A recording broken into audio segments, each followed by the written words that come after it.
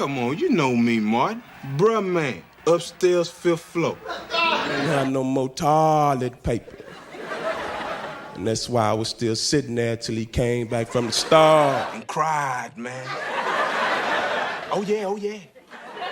Bruh, man, cried. From being an extra in his first movie to the guy who later ran the show full-time, remember Bruh Man? Nut. Just getting my strip on. Yeah, the guy who'd just pop up in Martin's apartment like he paid rent but never did. The one who slid through that window with a sandwich like he was born in the 5th dimension. What the hell you doing up in here, bro, man? I was about to ask y'all the same question. That dude had us wheezing before he even opened his mouth. Reginald Ballard wasn't just a legend. He was the moment. But behind all that laughter was a man who nearly died. Not just once, but emotionally and physically. Reginald's life has been through it. He saw the light, and then he turned around and saw the bill collector too.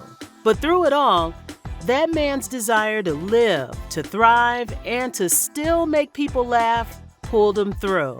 Stick around till the end, because what this man went through, baby, you need to hear it for yourself. It's given, God's not through with me yet.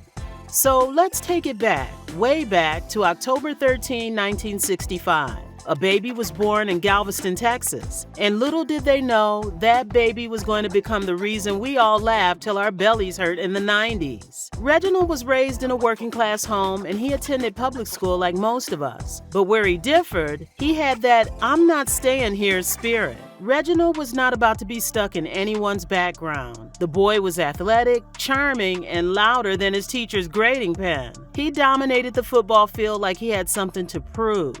And baby, he did. That grit got him a full-ride football scholarship to Southern Methodist University, not too far from home, but far enough to build his name. And if you thought he'd study something sporty like physical education, think again. This man said, nope, I want to be a star. So he majored in theater arts, because deep down, he knew the stage was his real playing field. But like most of us, life said, hold up. SMU's football team got hit with the infamous NCAA death penalty in 1987. Suspended us for 1 year, and SMU imposed a second year on themselves. So they said that we couldn't play football for 2 years. Yep, the whole program shut down because the school couldn't keep its hands out of the cookie jar, paying players under the table like it was a street hustle. And unfortunately, Reginald got caught in the crossfire. His football dreams were benched permanently. Once, I left, I never looked back at football again. But instead of crying over it, he pivoted hard. He transferred to the University of Missouri, and that's where the acting bug bit him deep. He took one theater class, heard that applause from the audience, and said, oh yeah, this is it.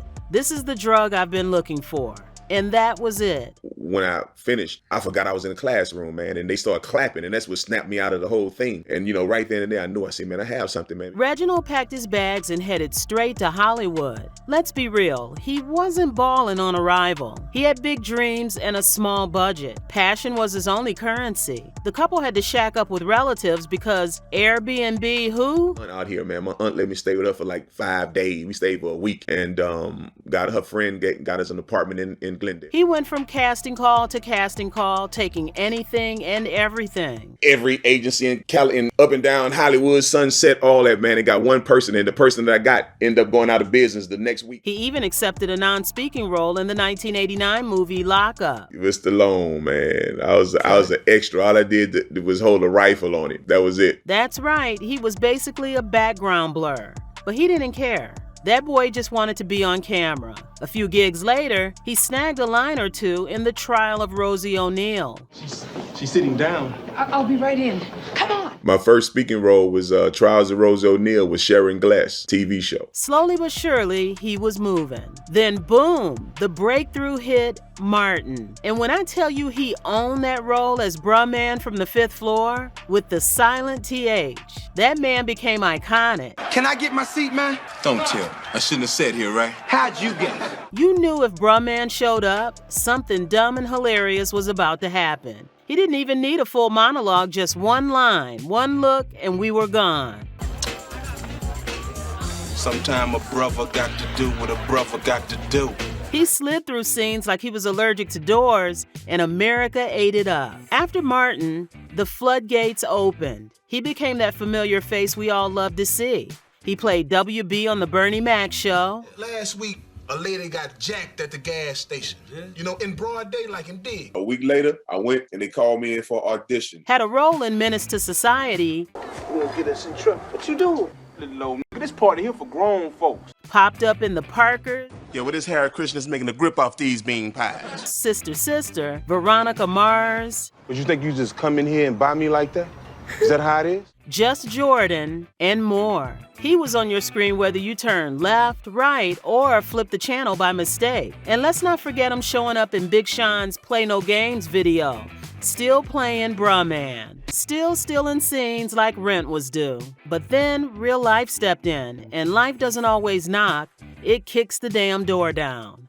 Reginald lost his close friend Bernie Mac, and that shook him deep. You feel like you didn't have a chance to say, you know, bye to a friend, you know what I mean? So yeah, it was kind of hurtful, man. He broke down publicly, saying Bernie was worked to death. I believe so, man, because, you know, he told us that, man. He told us that he was doing so much. That man was ill, but still forced to show up on set because production wouldn't wait. Reginald called it out plainly. If Bernie had been white, they would have shut the whole production down to let him rest. But no, they pushed him till his body gave out. You could be dragging your ass across the rug. Just make sure after you drag it across there, man, wipe it up, but come on, do this work. That kind of pain leaves a scar. And just when you thought that was the worst of it, Reginald himself nearly died. Kidney failure came creeping in like a thief in the night. He was down bad. Gave me a kidney about 2 years ago, 2020. His wife, Edith, stepped up like a real MVP. She tried to donate her kidney, but sadly they weren't a match. Most folks would have cried and stopped there, but not Edith. Sis entered a paired kidney exchange program, gave her kidney to someone else so her husband could receive a kidney from a donor in North Carolina. So what they did was they did a swap, and she gave her kidney to somebody, and they swapped me. I got somebody else's, you know. So if that ain't love, then I don't know what is. She saved her husband's life by any means necessary. Let's all clap for a real one. And remember those crazy fans with no boundaries? Because Reginald played a homeless man on Martin. Oh yeah. Bruh man cry. People actually thought he was homeless in real life. Some kids even swore he lived in a hallway of her building. You know, they think that, you know, I remember some elementary school kids one time, and they thought that Martin found me on the street and I was homeless and he gave me a job. That man had lines and jokes, not a sleeping bag and canned beans. Talking about being homeless, when Reginald embarked on the remarkable journey to Hollywood, arriving with his wife, he had limited resources. Just packed it up, man. We had a Nissan Sentra. Everything that could fit in that Nissan Sentra, man, me and my wife just grabbed it and rolled out the cab. The only thing he had unlimitedly was passion and determination. But that grind paid off big time.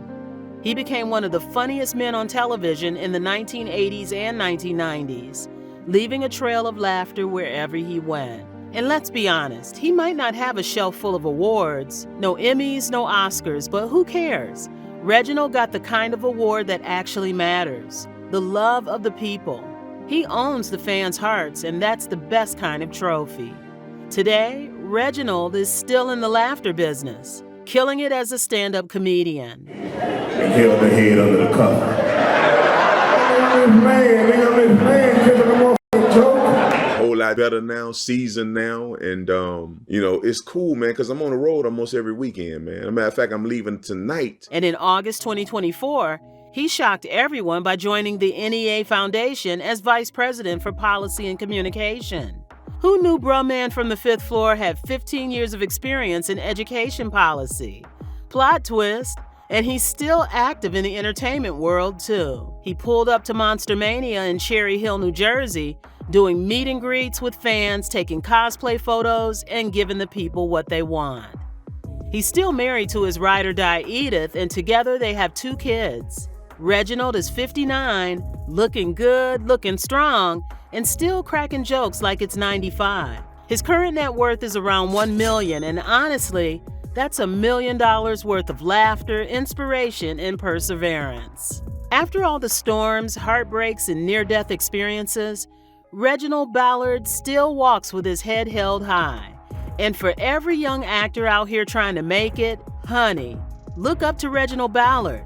If he can do it, then baby, so can you. Keep pushing, keep showing up, and keep being funny even when life ain't. Because Reginald did it, and he made it look easy.